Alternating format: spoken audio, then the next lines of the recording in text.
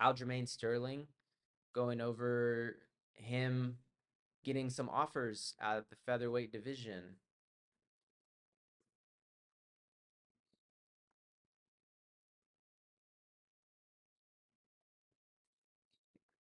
Well, breaking news: I was offered Cater.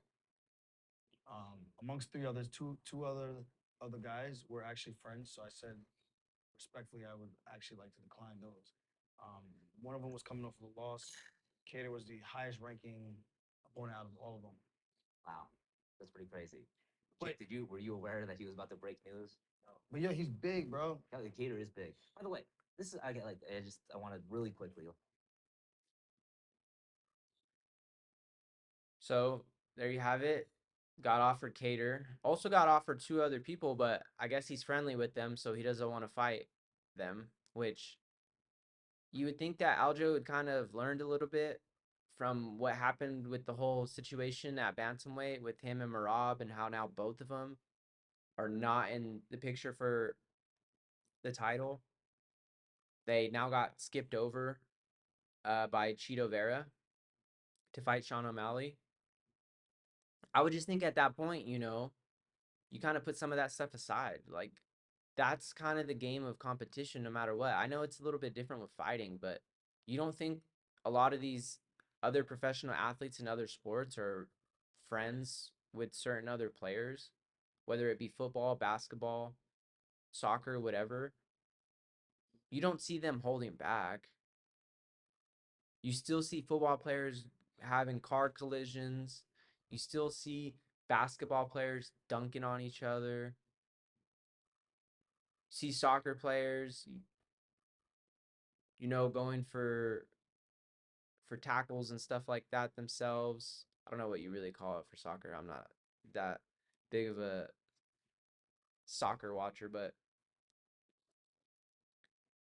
you get what I'm saying. There's that level of competition that's just going to be there, and you can't, oh, this is my friend. And the UFC is already shown to have a lot of displeasure with people doing things like that, at least in with Aljo and with Marab. So it's kind of crazy. I wonder who those two other guys were. He did say though that Cater is the highest ranked of the three. So I mean, I think that's a good fight to make. I think that's a good introductory fight for Aljo. I think even if you finish or win that fight in a dominant fashion, I know that he's the number seventh ranked guy, but just the way that the featherweight division is kind of going, and with it kind of getting cleaned out. If Taporia wins, then things change. But if Volkanovski defends the title, he's cleaned out that whole top of the division. So I think if Aljo were to fight Cater and was able to get a dominant win, get a dominant finish, I think he could be elevated into that title spot his next fight. I say take this fight. I think it's a fight that he can win. Cater is a bad dude. He's a scary. I can see it being a scary matchup for Aljo with the power he has, the skill of boxing that he has. But I do see there being holes that Aljo can take advantage of.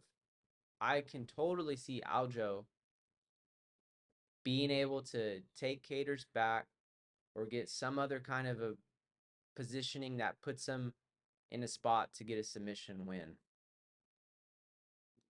Think it would be a little bit hard to see him get a KO or TKO finish in that fight. But if you can do something like what you did to Corey Sandhagen, to Calvin Kattar, like I said, if Volkanovski defends this title fight, and if you had a dominant win like that against Kattar, I could see that being the next matchup. And that's just a fast track to the title. And I think that's exactly what Aljo is kind of looking for. So to me, I think that this is a fight that he should take.